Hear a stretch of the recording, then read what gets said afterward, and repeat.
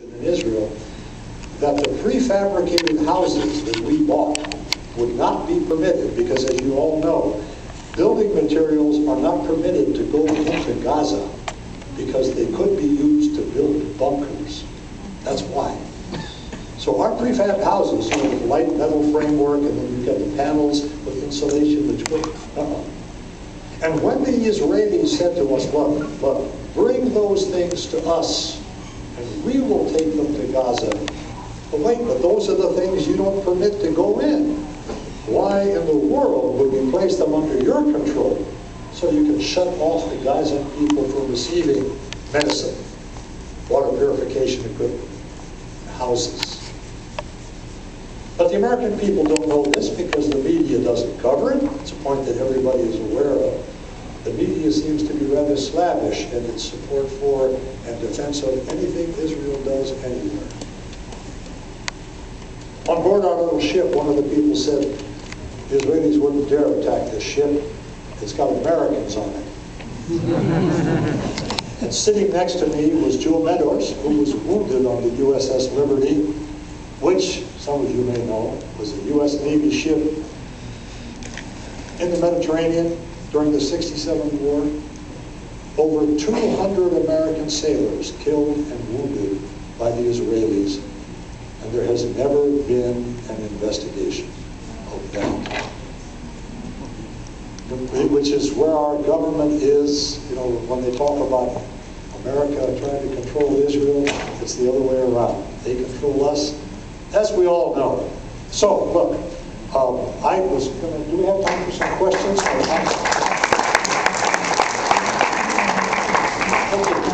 Okay, a few more minutes for the talking. Ladies and gentlemen, when I try to go out to talk to audiences made up of broader mixture, not people who all are on one side of the question, I always feel highly frustrated by the fact that I realize that most of them don't even have any idea what part of the world I'm talking about. When I was sent to Baghdad to be the head guy, my wife Ann stayed behind because she was going to have a child, our first. And the people, oh, you can't have a baby in Iraq. Iraq had hospitals that would compare with anything here in the States. All of the doctors were trained in England and France and the United States. You could eat off the floor, a wonderful situation. But the Americans didn't know that.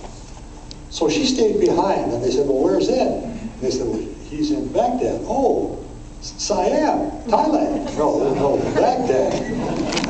In Iraq, oh, Persia. No, not Persia. Well, now they know where it is. Some of them. But they don't know anything about it. And reference was made to the fact that I said, don't go there. Don't go to Iraq. It's not going to work. I was on NPR a while ago, and somebody said, you know, we replayed the broadcast that you made some years ago, and everything you said was going to happen in Iraq has happened. Doesn't that make you proud? And I said, of course not. I didn't want to be right. I didn't wish to be right. But they didn't want to listen to anybody who knew anything about the place. They're going to welcome us with open arms. Oh, yes. That's happened to so many invading armies over the years.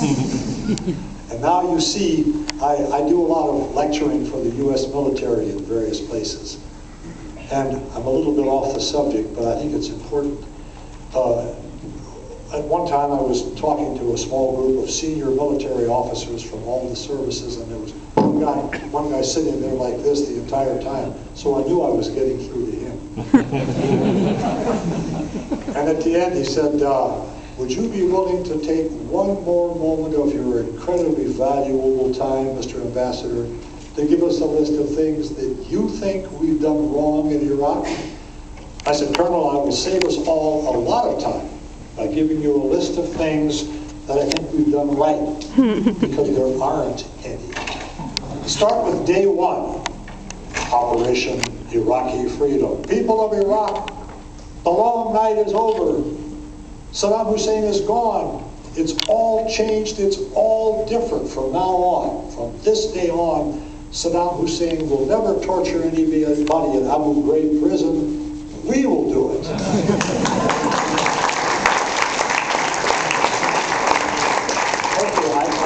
note here that says, shut up. It says, I don't say that. It says 1 minute. I don't know what that means. Okay, so you take the question. All right. Thank you so much.